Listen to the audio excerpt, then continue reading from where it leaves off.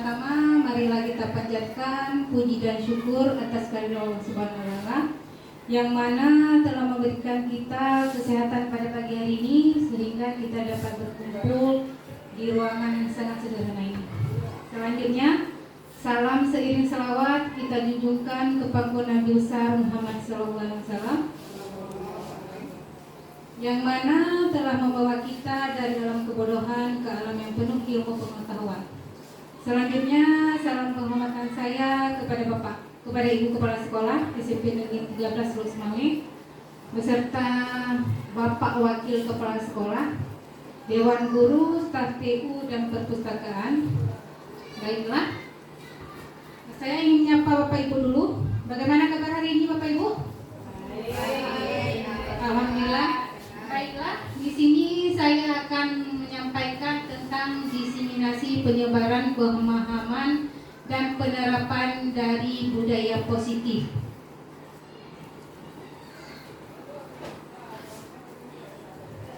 Dari budaya positif itu ada 8. Yang pertama itu perubahan paradigma belajar.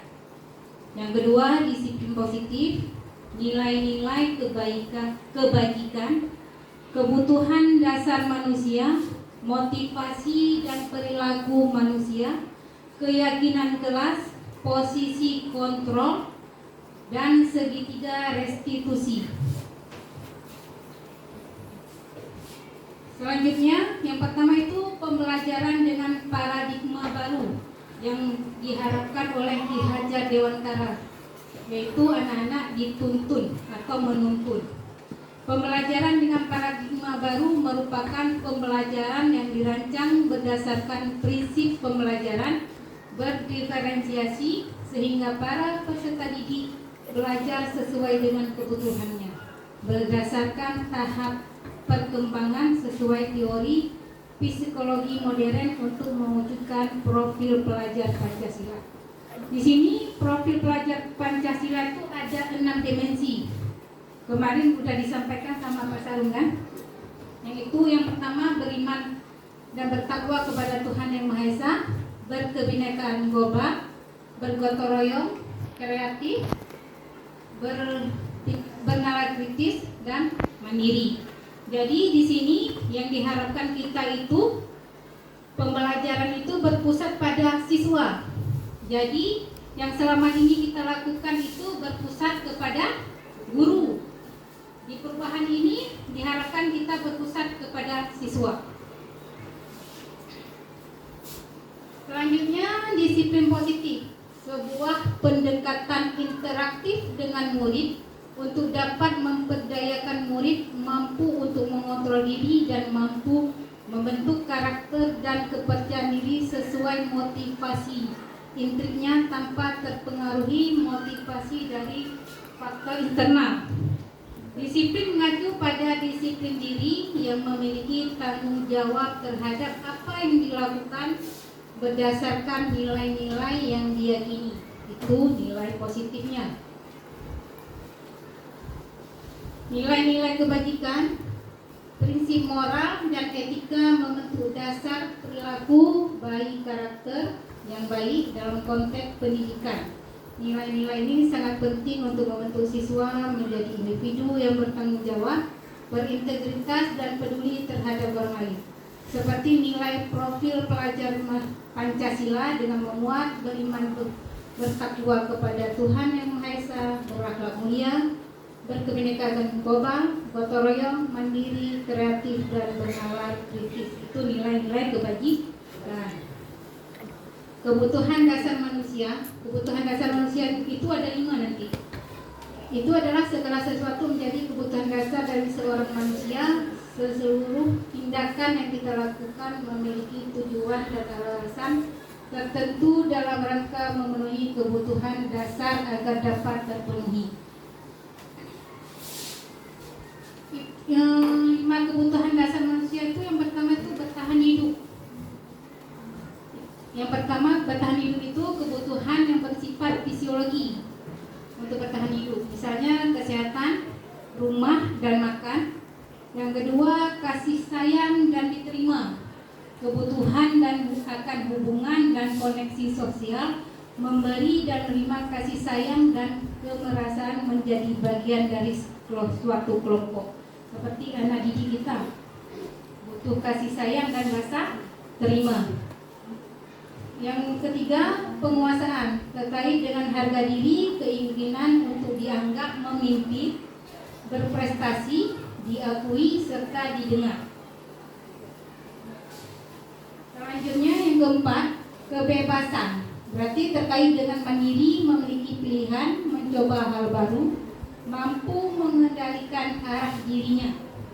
Kesenangan, kebutuhan akan hiburan bermain, humor, antusiasme, dan tertawa.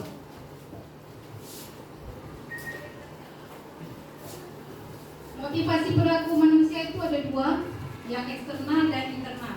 Eksternal itu untuk mendapatkan imbalan atau penghargaan dari orang lain atau menghindari ketidaknyamanan atau hukuman. Motivasi internal itu menjadi orang yang mereka inginkan dan menghargakan diri sendiri dengan nilai-nilai yang mereka percaya dan yakini.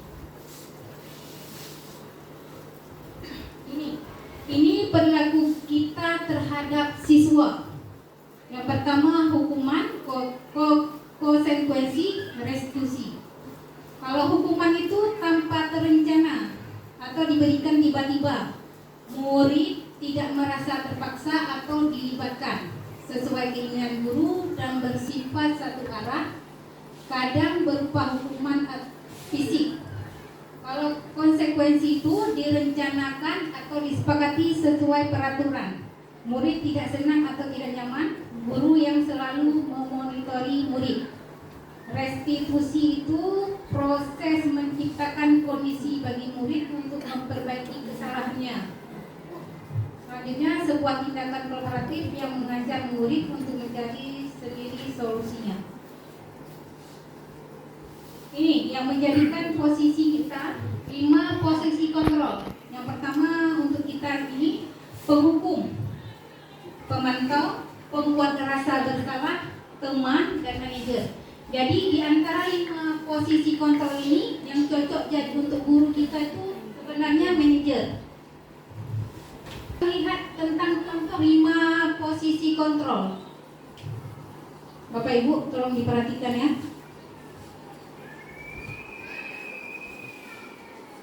Contoh penerapannya.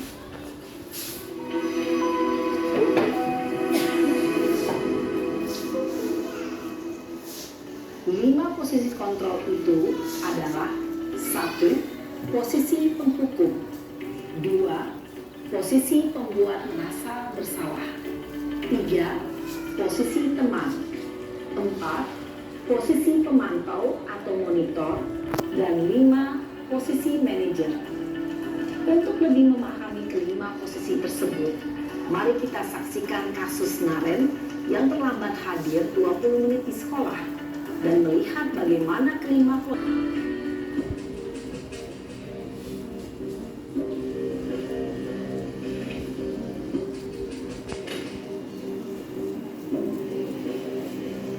Naren, selalu terlambat.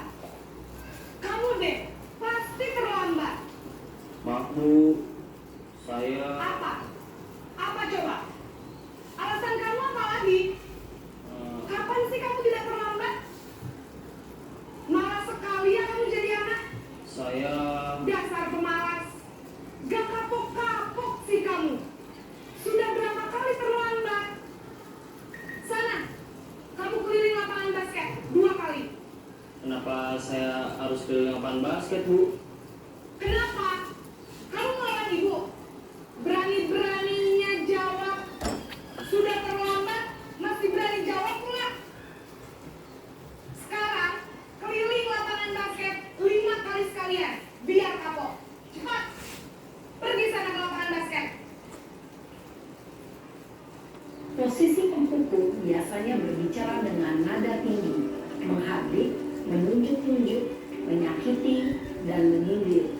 Hukuman bisa berupa fisik maupun psikis. Ibu dan bapak guru hebat. Dampak yang terjadi pada murid ketika guru berada pada posisi penghukum adalah murid cenderung akan memberontak, bahkan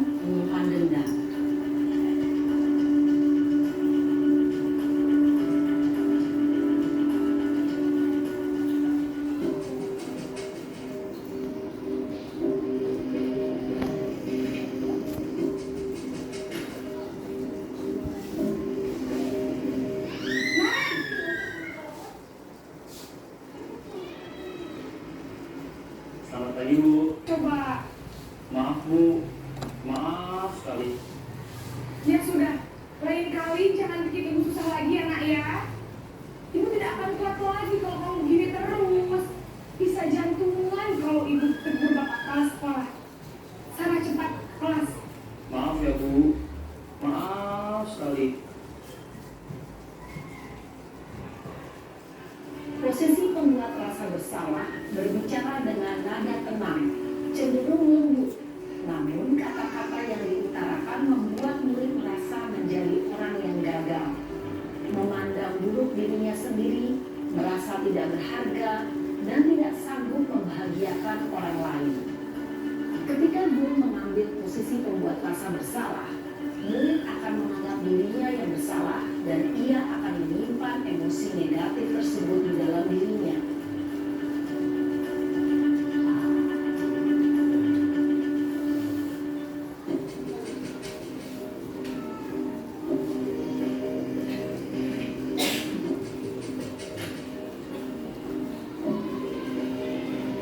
Naren,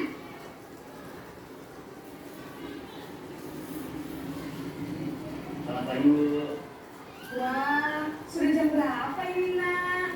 Terlambat lagi ya saya. Iya Bu, habis ibu saya lupa membangunkan saya Bu. Kamu malah menyalahkan ibu kamu. Kamu bukannya anak yang larinya paling kencang. Kok terlambat sih? Iya Bu, saya memang terlambat bangun tadi. Jadi biarpun saya lari kencang, tetap nggak tersinjar Bu. Ya sudah sana. Nanti lain kali larinya lebih kencang lagi ya. Biar gak terlambat lagi. Bikin seneng ibu. Demi ibu. Bisa kan? Bisa lah Bu. Ya sudah sana masuk kelas.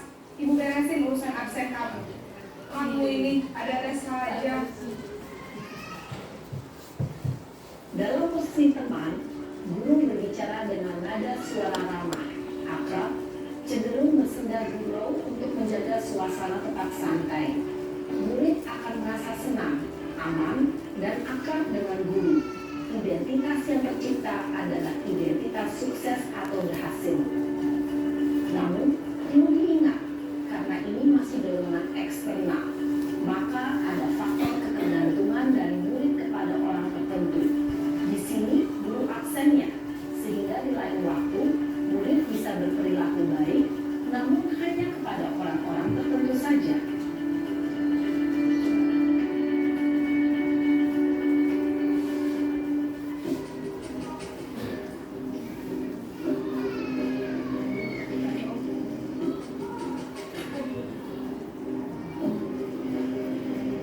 Naren!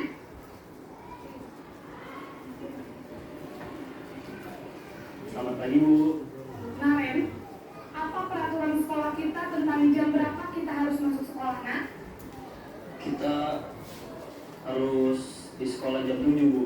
Iya betul, sekarang sudah jam 7.20. Naren sudah tahu konsekuensinya jika terlambat hadir.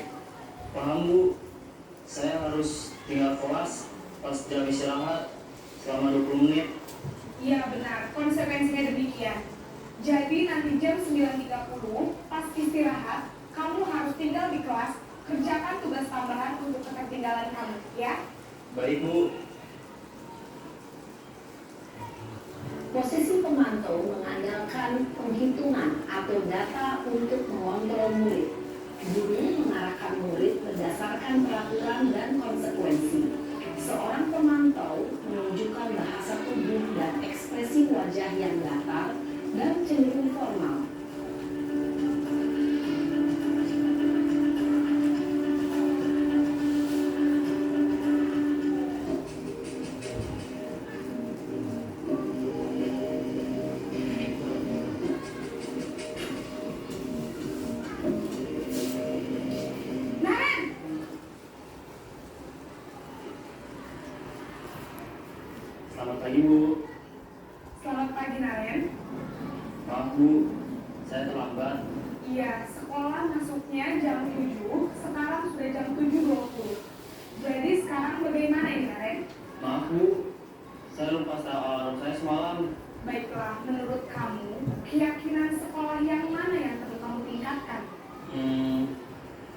menghargai diri sendiri dan orang lain mungkin ya Bu.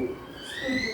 Jadi, apakah Naren meyakini prinsip saling menghormati tersebut? Iya Bu, saya meyakininya. Apakah Naren bersedia memperbaiki masalah keterlambatan ini? Bersedia Bu. Bagaimana kamu akan memperbaiki masalah keterlambatan ini? Saya akan coba untuk tidak lupa menyetel alarm saya Bu. Baik, kalau Naren lupa menyetel alarm di rumah, jadi yang mengingatkan Naren adalah Kak Emma dan ibu kamu ya. Kira-kira akan mulai setel alarm kapan nih Naren? Setelah pulang sekolah, akan segera saya lakukan. Baik, jadi Naren akan setel alarm untuk bangun besok pagi dan akan diingatkan oleh kakak dan ibunda Naren ya. Ada lagi yang mungkin perlu dilakukan Naren agar tidak terlambat bangun lagi. Tidak ada Bu. Baik Naren, terima kasih untuk kerjasama kamu. Sekarang kamu perlu kembali ke kelas untuk belajar. Baik Bu, terima kasih. Posisi manajer adalah posisi kontrol yang disarankan untuk membimbing murid memiliki sikap disiplin yang positif, yaitu murid yang mandiri, bertanggung jawab, dan dapat memecahkan masalah. Tujuan dari posisi ini adalah agar murid dapat berefleksi atas tindakannya. Guru akan dengan tulus memberikan pertanyaan-pertanyaan bermakna, sehingga membuat murid dapat belajar dari kesalahannya dan mencari sebuah solusi untuk menyelesaikannya. Ibu dan bapak guru hebat, setelah mengamati adegan kelima posisi kontrol tadi, kira-kira posisi mana yang paling ideal? Posisi mana yang dapat menunjang motivasi intrinsik murid? Ya, tentu posisi manajer. Posisi ini memang posisi ideal yang ingin dituju setiap pendidik. Pada posisi inilah, guru dapat menerapkan disiplin positif yang berpihak pada murid, yang memerdekakan murid. Perjalanan seorang pendidik tentunya tidak mudah untuk sampai pada posisi seorang manajer. Namun, tujuan kita pasti, yaitu menciptakan murid-murid yang mandiri, merdeka, dan bertanggung jawab. Semoga penggambaran 5 posisi kontrol yang telah diperlihatkan ini dapat menjadi ajang refleksi bagi kita semua, agar dapat terus mengasah dan menerapkan disiplin positif yang memerdekakan murid. Mari terus berlatih dan bersemangat. Selamat menerapkan. Salam dan bahagia, Ibu dan Bapak Guru hebat.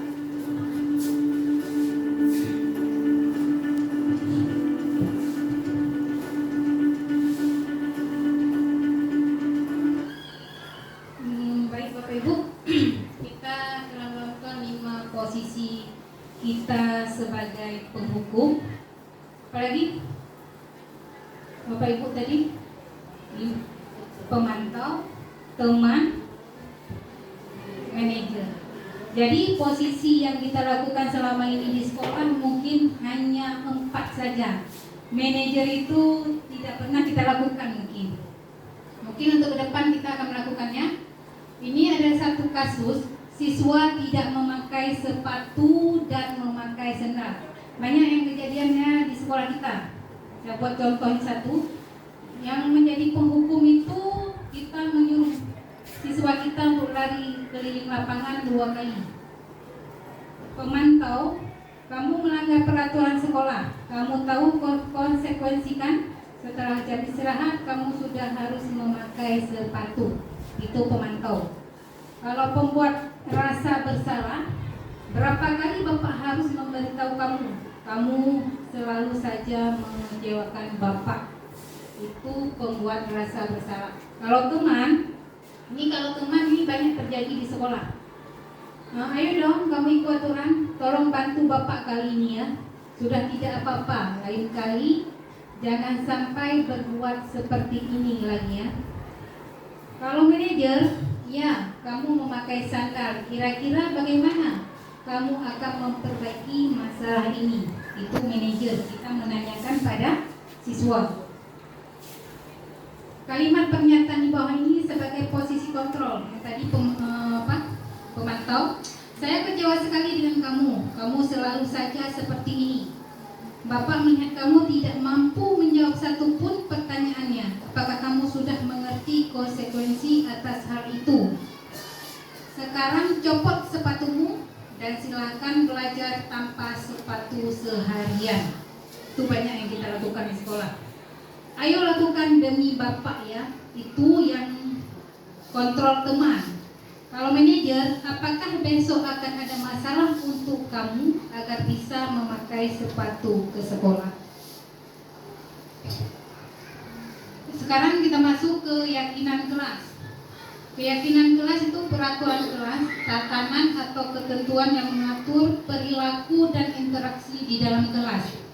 Keyakinan kelas, keyakinan bersama yang dianut oleh seluruh anggota kelas yang merupakan hal yang positif berupa nilai-nilai kebajikan yang universal, bersifat lebih abstrak dan universal, tidak selalu spesifik, dan lebih fokus pada nilai kebajikan dengan pernyataan positif.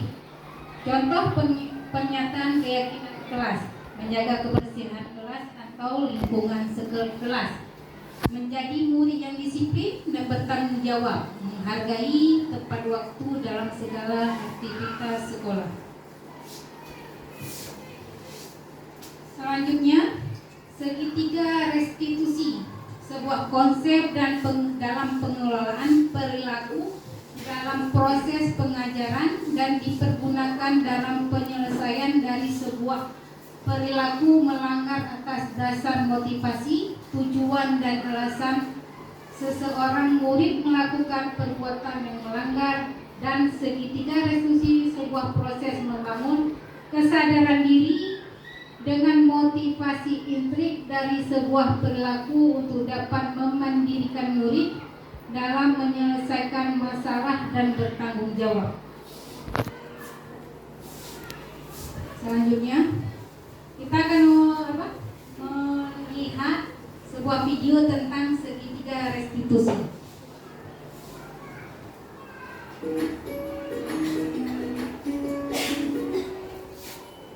Salam dan bahagia Ibu dan Bapak Guru hebat. Pada video kali ini kita akan membahas tentang salah satu program disiplin positif yang diterapkan di lingkungan sekolah yang dikenal dengan nama restitusi.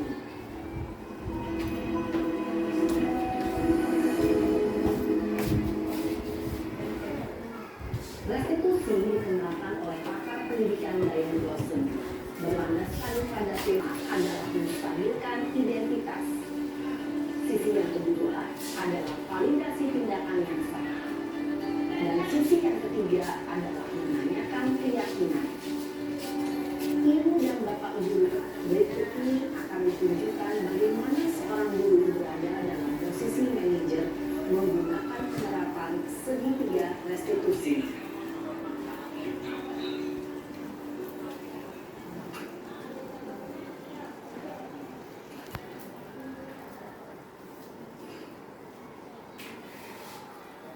Iya, Sarah. Ya Pak, Sudah lama nggak ketemu Sarah. Kenapa hari ini ada di sini? Kesel Pak, kesel banget. Masa aku dikatain tukang fitnah Pak? Ya aku marah lah. Aku udah dikatain Eka di depan kelas. Kesel banget. Oh begitu.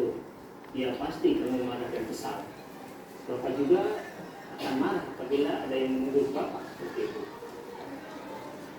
Kemudian pada saat itu kamu melakukan apa? Ya saya langsung ngatain Eka lah Pak. Kesel banget. Saya bentak-bentak dia depan teman lain. Oh begitu. Pasti kamu melakukan seperti itu karena suatu alasan tertentu, kan? Iyalah, saya diam saja Pak. Ya saya bela diri lah. Maksud saya dituduh tukang fitnah. Ya wajar ya. Mempertahankan harga diri itu sesuatu yang penting buat kamu. Untung kamu tidak bertindak lebih gegabah lagi. Hanya membentak-bentak. Iya Pak. Untung saya masih bersabar dan hanya mengesak saja. Udah gemes padahal. Saya pasti bela diri lah. Ya pasti ya. Tapi kamu memilih untuk tetap bertahan dan bersabar. Kamu memilih untuk tidak berbuat lebih parah lagi. Iya. Nah, sekarang coba kita lihat lagi. Tindakan kamu yang bentak-bentak Eka di kelas. Tindakan kamu itu kira-kira sesuai dengan keyakinan kelas atau prinsip kamu tidak? Enggak lah Pak. Capek Pak jadi pemarah. Jadi keyakinan atau prinsip mana yang kurang sesuai dengan keinginan kamu?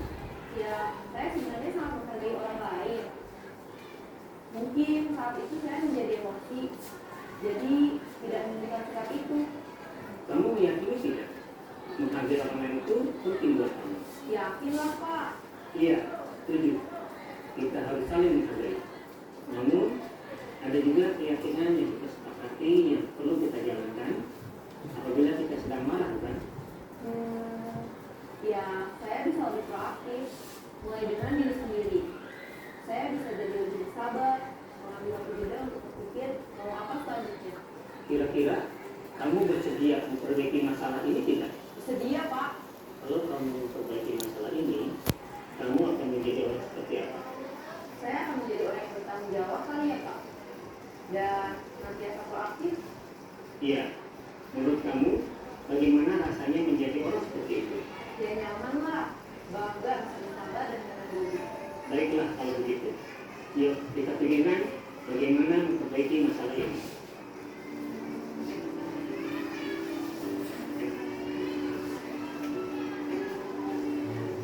Ibu dan bapak guru hebat. Baru saja kita menyaksikan contoh bagaimana seorang guru berada dalam posisi manajer menggunakan penerapan segitiga restitusi. Mari kita bahas satu persatu. Pada sisi pertama, menstabilkan identitas berdasarkan pada prinsip bahwa membuat kesalahan adalah bagian dari proses pembelajaran. Sisi pertama dari segitiga ini berperan menggeser identitas murid dari identitas gagal ke identitas sukses.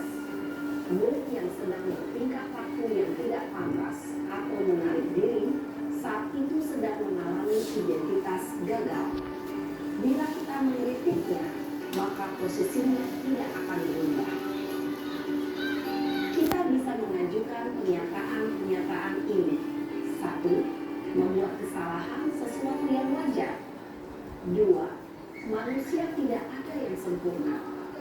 3. Kita bisa memperbaiki masalah ini. 4. Saya tidak menanyakan kesalahannya. Saya lebih fokus bagaimana memperbaiki masalah ini. 5. Apakah saat ini kamu pernah menjadi orang yang baik untuk dirimu sendiri? Menjadi proaktif dan mencoba untuk mengenali tujuan dari perilaku murid, mengenali dan mengakui kebutuhan murid ini dapat memperbaiki hubungan dengan murid tersebut. Pernyataan atau pertanyaan bisa disampaikan dengan nada suara tidak menghakimi atau memojokkan, sehingga dapat mengembalikan murid pada posisi positif. 1. Kamu bisa saja bertindak lebih gegabah lagi dari ini. 2. Aku bukan melakukannya tanpa suatu alasan tertentu. 3. Kamu melakukannya karena mempertahankan sesuatu yang penting bagimu. 4. Mungkin kamu bisa mempelajari suatu perilaku baru yang lebih efektif. Bersediakah kamu mempelajarinya? Selanjutnya, kita akan simak sisi terakhir, yaitu menanyakan keyakinan. Teori kontrol menyatakan bahwa pada dasarnya kita termotivasi secara intrinsik. Pada saat perilaku yang salah telah divalidasi dan identitas sukses telah stabil, maka murid telah siap mengaitkan keyakinan-keyakinannya dengan tindakannya yang salah dan pemikirannya telah bergeser ingin menjadi orang yang dituju. Pertanyaan-pertanyaan ini dapat mengaitkan keyakinan-keyakinan yang dianut murid. 1. Sebagai keluarga atau kelas, apa yang kita yakini? 2. Nilai-nilai apa yang telah kita sepakati? 3. Seperti apa gambaran sebuah kelas yang ideal bagi kamu? 4. Kamu ingin menjadi orang seperti apa?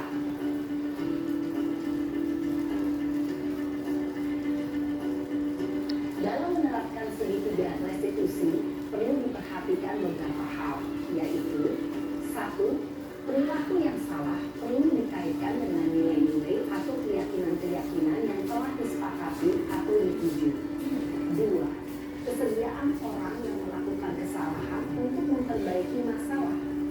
3, pemecahan masalah sebisa mungkin relevan atau memiliki hubungan dengan masalah yang ada. 4, usaha. Perlu adanya suatu usaha perbaikan dari pihak yang membuat kesalahan. 5, waktu. Perlu didedikasikan waktu dari pihak yang berbuat kesalahan.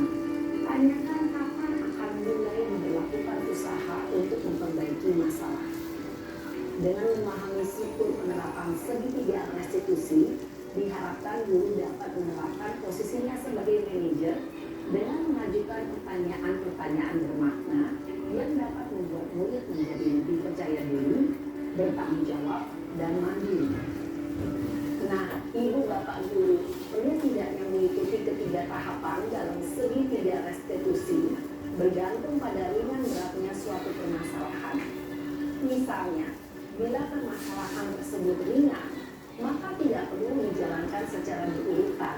Bahkan bisa semudah menanyakan apa keyakinan yang kita sepakati. Dengan menjalankan segitiga restitusi, dengan mengajukan pertanyaan-pertanyaan bermakna, diharapkan murid menjadi lebih kuat secara pribadi, dapat membuka wawasan murid agar dapat menyelesaikan permasalahannya sendiri, semakin percaya diri, mandiri, dan merdeka. Salam dan bahagia, Ibu Bapak Guru hebat. Itu tadi contoh segitiga restitusi yang siswa yang bermasalah. Selanjutnya, di sini segitiga restitusi itu pertama menstabilkan identitasnya, yang kedua validasi tindakan yang salah, terus kita menanyakan keyakinan kelas. Itu suatu proses dialog yang dijalankan oleh guru agar dapat menghasilkan murid yang mandiri dan bertanggung jawab dengan 3 tahap tersebut. Tahapan segitiga restitusi menstabilkan identitas itu bertujuan untuk mengubah identitas anak dari orang yang gagal karena melakukan kesalahan menjadi orang yang sukses. Validasi tindakan yang salah itu murid diajak untuk menyadari kesalahan yang dilakukannya. Menanyakan keyakinan, murid berpikir cara memperbaikinya. Refleksi tentang tindakan untuk mengatasi permasalahannya. Tahapan segitiga restitusi menstabilkan identitas berdasarkan prinsip teori kontrol membuat kesalahan adalah bagian dari proses pembelajaran. Berbuat salah itu wajar. Tidak ada manusia yang sempurna. Ibu atau bapak juga pernah membuat kesalahan. Ibu atau bapak tidak mau mencari siapa yang salah, tapi ibu atau bapak ingin mencari solusi dari permasalahan itu. Kamu berhak merasa begitu. Itu menstabilkan identitas siswa. Selanjutnya, validasi tindakan yang salah. Setiap pelaku berupaya memenuhi suatu kebutuhan dasar manusia. Kamu pasti punya alasan mengapa kamu melakukan hal itu. Padahal kamu bisa melakukan yang lebih buruk dari ini ya. Kamu patut bangga karena telah melindungi sesuatu yang penting buatmu. Kamu melakukannya karena mempertahankan sesuatu yang penting bagimu. Istilahnya kita menaikkan derajatnya. Selanjutnya, menanyakan keyakinan pada siswa. Apa nilai keyakinan kelas kita? Nilai-nilai apa yang telah kita sepakati bersama? Seperti apa gambaran sebuah kelas yang ideal menurut kamu? Kamu ingin menjadi orang seperti apa?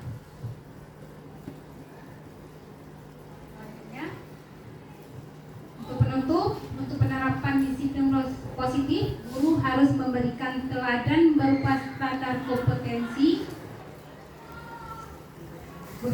kepribadian, profesional, pedagogi, dan sosial yang baik, serta dapat merefleksi dirinya dalam posisi kontrol sebagai manajer. Dalam menuntun murid menjadi insan yang mandiri, merdeka, bertanggung jawab agar menjadi murid yang berprofil pelajar Pancasila. Selanjutnya, Terima kasih, itulah paparan dari saya tentang budaya positif. Mungkin ada pertanyaan dari Bapak Ibu, kami persilakan.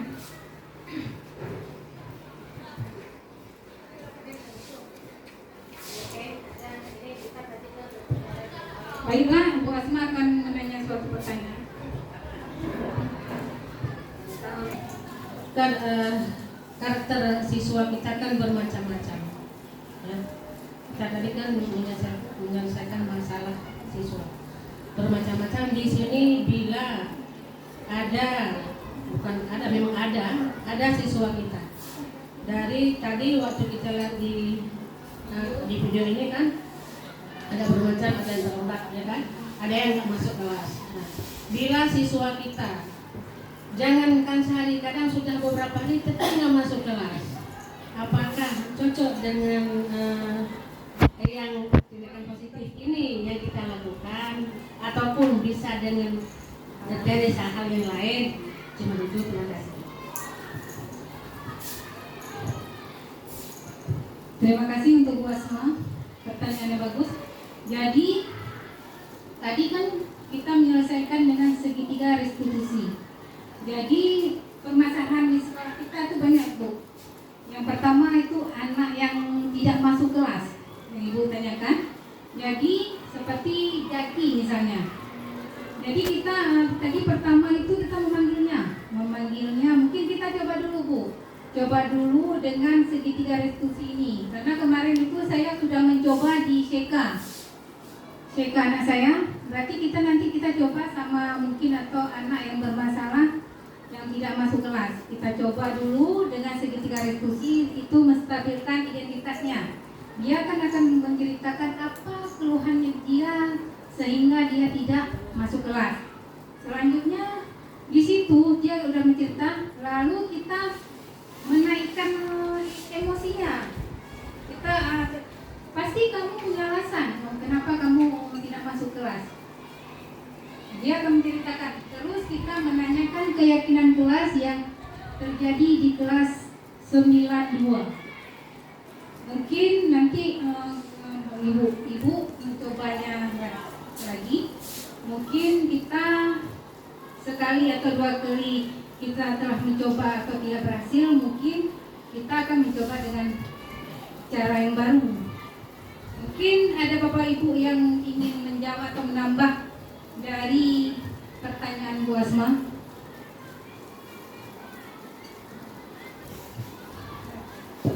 Baiklah.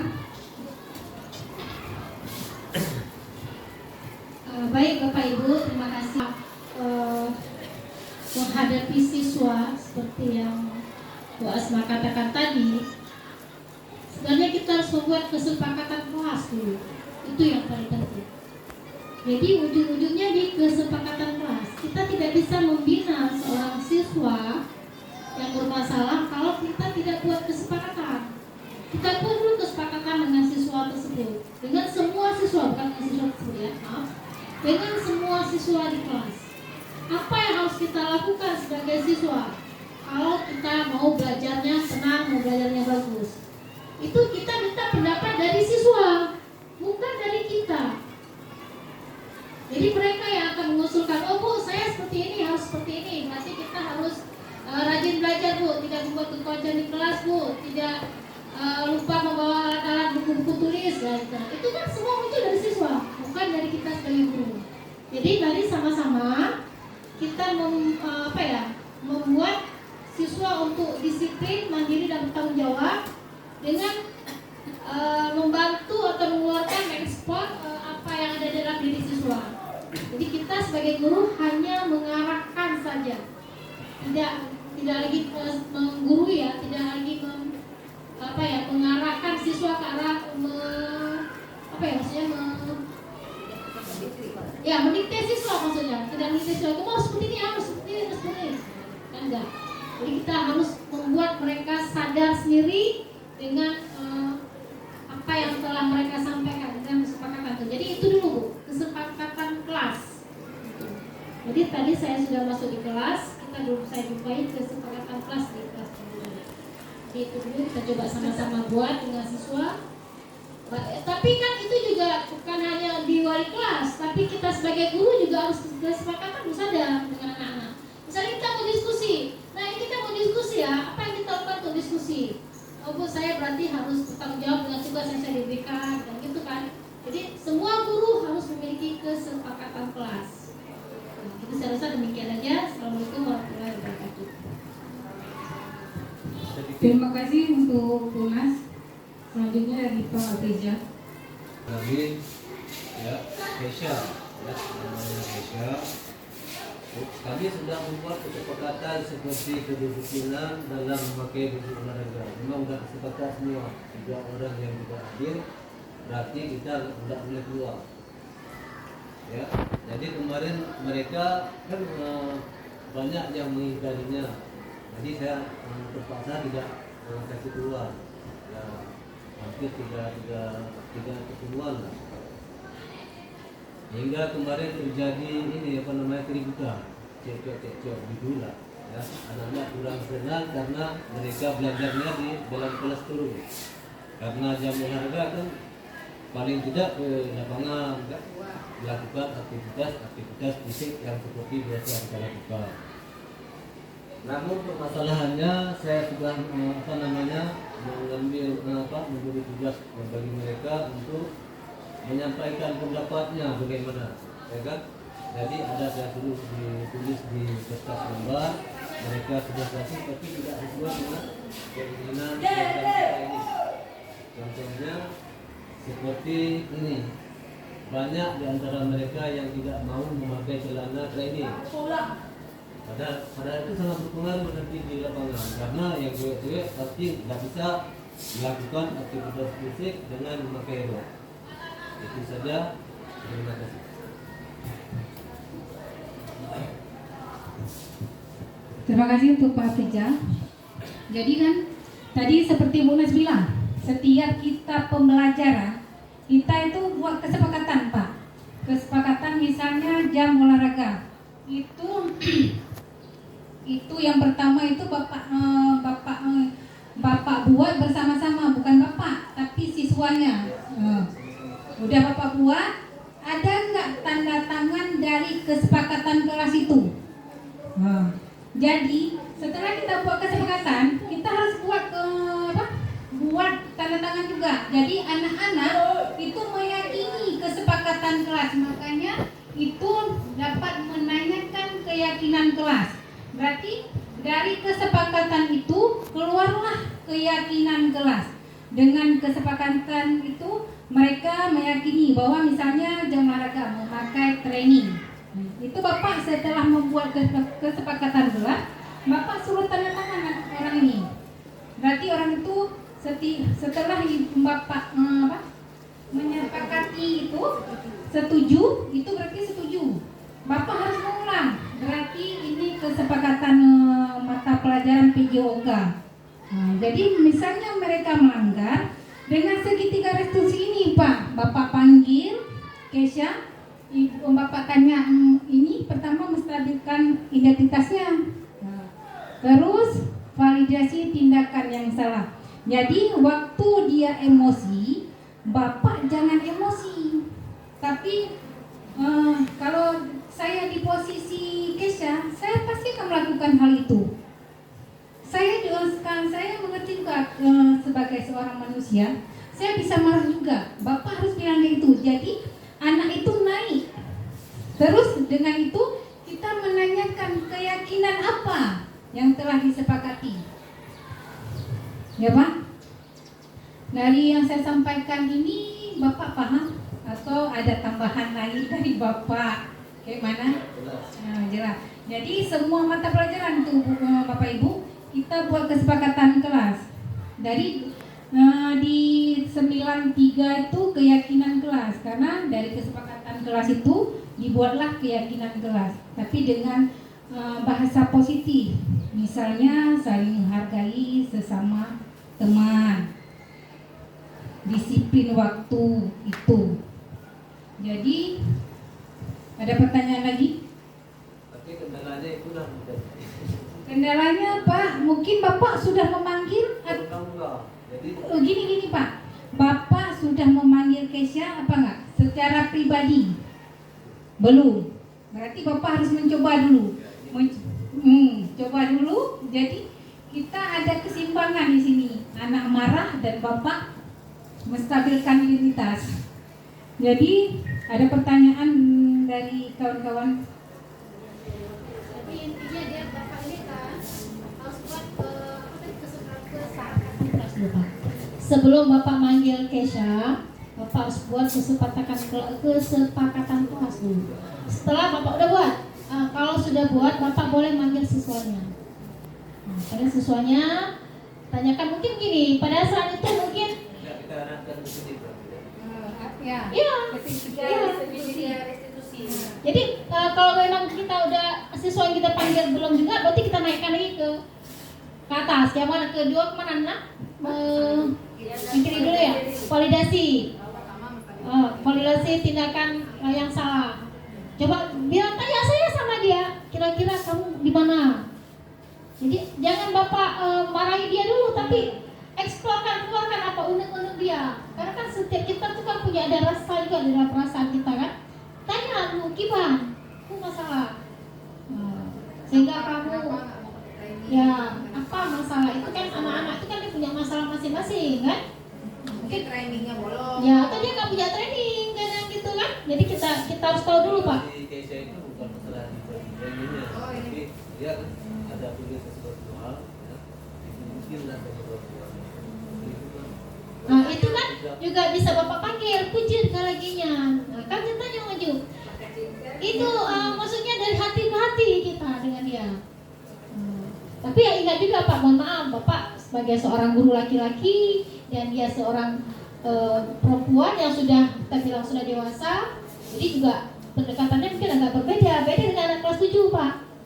Kelas 7 lain lagi kan, mereka baru anak-anak SMA dari baru masuk SMP, ya kan? Ini mereka sudah masa udah mau ke SMA, gitu kan? Udah mulai ke dewasa. Jadi cara pendekatannya juga berbeda. Dipanggil berarti dua orang Bapak panggil jangan Bapak sendiri. Bapak sendiri gitu, atau bisa dengan wali kelas. Ya, oke Pak ya. Saya harap permasalahan dengan Kesha bisa segera diselesaikan Pak. Jangan berlarut-larut. Kalau berlarut-larut lagi udah 3 kali pertemuan tidak keluar. Ini kan karena berlarut. Jadi saya harap besok atau hari ini kita selesaikan terus masalah dengan Kesha. Nah, karena apa? Karena Kesha itu juga pengaruh nanti ke anak lain, ya kan? Nah, jadi dia berlarut masalah. Boleh dengan wali kelas dulu. Siapa wali kelasnya Pak? Bu Ira. Bu Ira. Nah, jadi nanti diselesaikan dulu dengan Bu Ira. Bisa. Jangan, ini panggil bertiga terus Bapak duduk. Dia, Bu Ira, Bapak. Gitu ya. Oke Pak. Insya Allah pelaporan kita coba Pak bentuk merdeka. Terima kasih untuk Pak Ijal dan Bu Nas dan Bu Asma juga.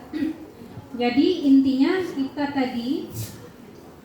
kita yang harus ingat tuh posisi kontrol kita tadi, bukan sebagai pemantau atau penghukum, tapi sebagai manajer.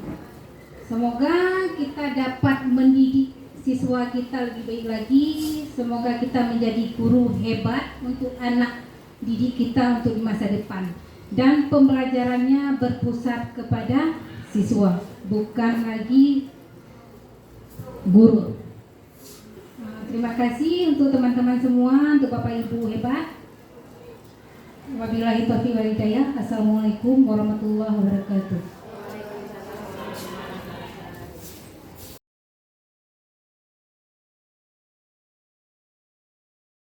Assalamualaikum warahmatullahi wabarakatuh. Waalaikumsalam warahmatullahi wabarakatuh. Hari ini kita buat tentang keyakinan kelas. Apa itu keyakinan kelas? Ada yang tahu? Misalnya di sekolah, misalnya kan di sekolah SMP 13 itu kan ada tata tertib kan? Ya, Bu. Di kelas juga ada kesepakatan. Setelah lahir kesepakatan berarti keyakinan kelas.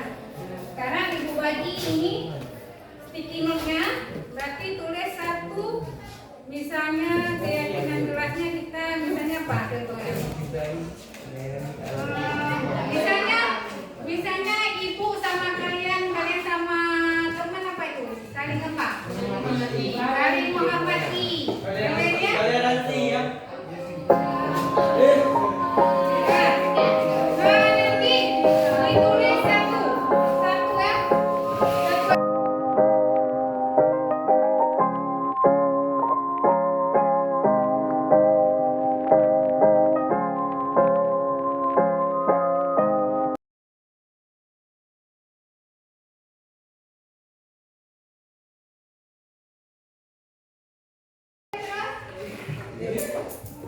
Berarti keyakinan satu tiga. Nanti ditempel di sini setelah ditulis.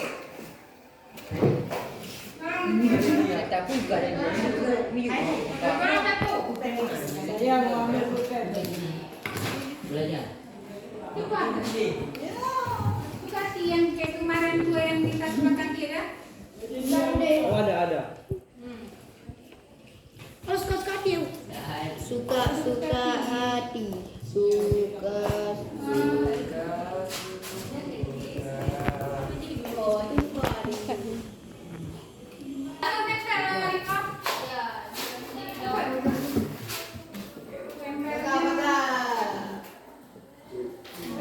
Nikmat itu dia, Mas. Kan bahasanya Tengok nikmat Tuhan mana lagi yang kau dustai. enggak ini apa? Lagi aja, Bu. Nikmat Tuhan mana lagi yang kau dustai. Udah yang udah siap bisa ditempel.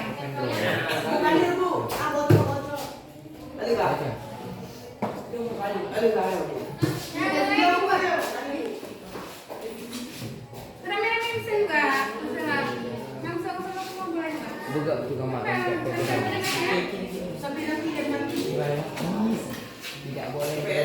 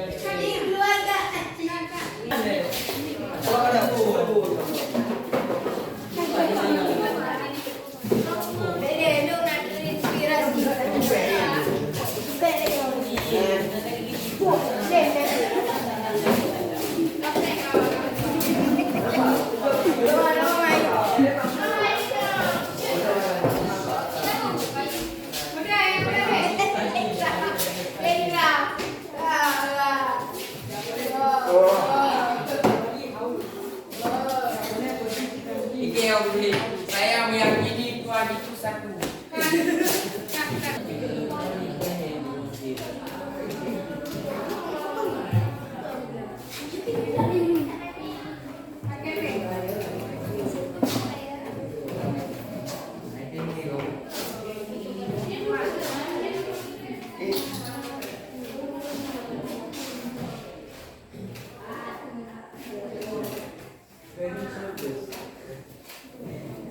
Can you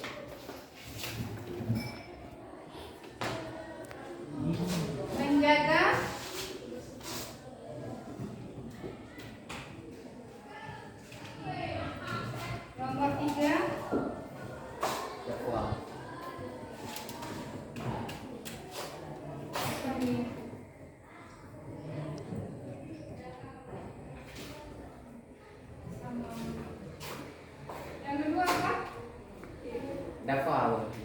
Tidak terlambat. Keempat, tidak boleh berbicara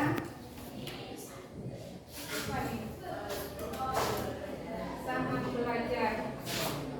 Ini misalnya nomor 4, tidak boleh berbicara saat belajar. Contohnya apa? Misalnya guru bertanya, boleh menjawab apa enggak? Boleh. Oh boleh. Nomor 5, menjaga kebersihan udah. Nomor 5 apa? Jangan ribut saat belajar, aman, damai. Aman, Yang paling itu. damai dan tentram. Kak, Ada orang dulu. Kak. Ya. Yang dinamakan keyakinan kelas itu bahwasanya dari kesepakatan kelas itu kita yakin dengan keyakinan itu kita nggak melanggar. Seperti contohnya lagi dapat Karno, kita meyakini Tuhan itu satu. Berarti perjanjian kita dengan keyakinan kelas kita tidak melanggar. Kan? Setelah keyakinan kelas kita sepakati, berarti maju ke depan, tanda tangan tentang kita telah sepakat tentang keyakinan kelas. Sudah maju Rizky, dari Rizky.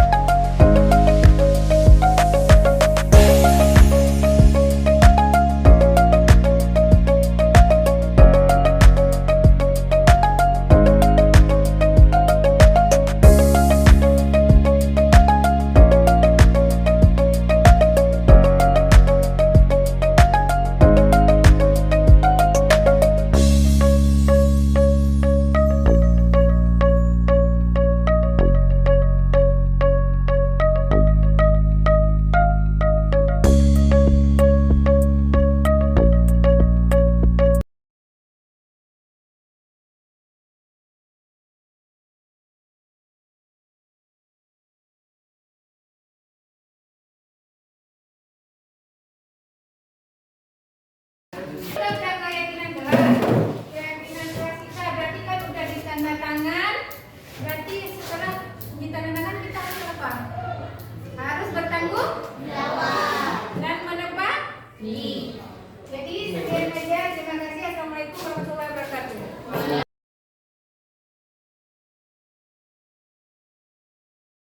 Nama saya Muhammad Zul Azmi, kelas 93.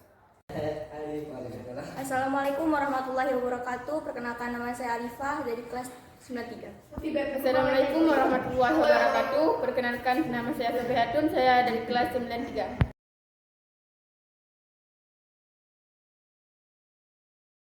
Sangat penting. Sangat bersemangat. Sangat penting.